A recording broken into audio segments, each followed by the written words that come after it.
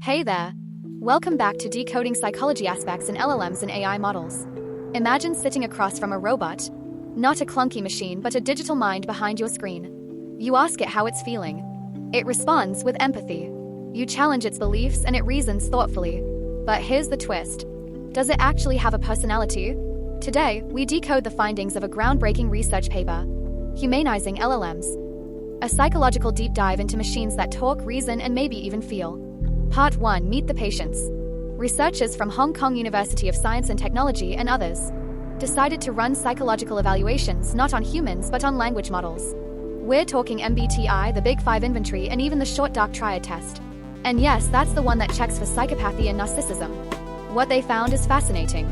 GPT-4, for example, consistently scored high on openness, conscientiousness, and agreeableness, low on neuroticism, and very low on dark triad traits like Machiavellianism.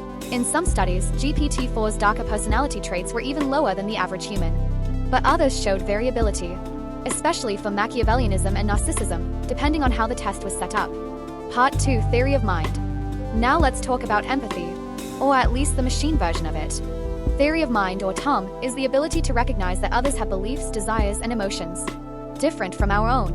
GPT 3.5 completed 85% of basic TOM tasks, performing at the level of a 9-year-old child. GPT-4 went even further, handling false belief tests like Salian and second-order reasoning scenarios with ease. But the complexity reveals cracks. When tested on sarcasm, irony, or social faux pas, these models start to fall short. They understand the idea of a belief, but struggle with the subtle art of reading the room. Part 3. Emotional intelligence. What about emotional intelligence? Using benchmarks like EQBench and EmoBench, researchers assessed how well these models interpret emotions. GPT-4 scored an EQ of 117, just slightly above the average human. In emotional application tasks, it reached 75.88% accuracy. Strong, yes, but still trailing behind humans, especially in complex emotional reasoning. And here's a curious finding. Models like LLaMA showed in-group bias, responding with more empathy toward characters that resemble themselves. A strangely human flaw in a machine. Part 4. Personality or performance. So, is this real personality? Or just performance?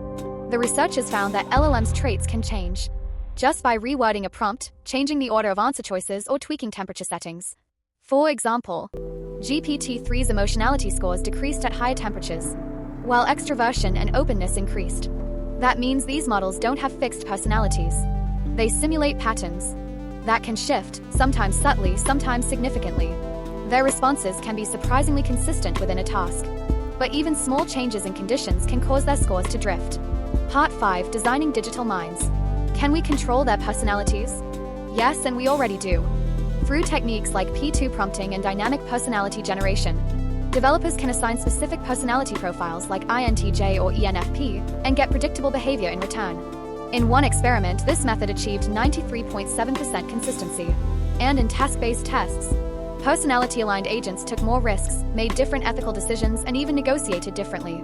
But as we shape these digital personas, we're also navigating ethical minefields.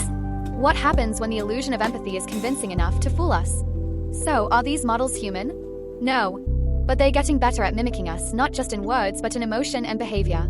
As LLMs enter mental health apps, tutoring systems, and workplace tools, understanding their psychological identity becomes critical, not optional.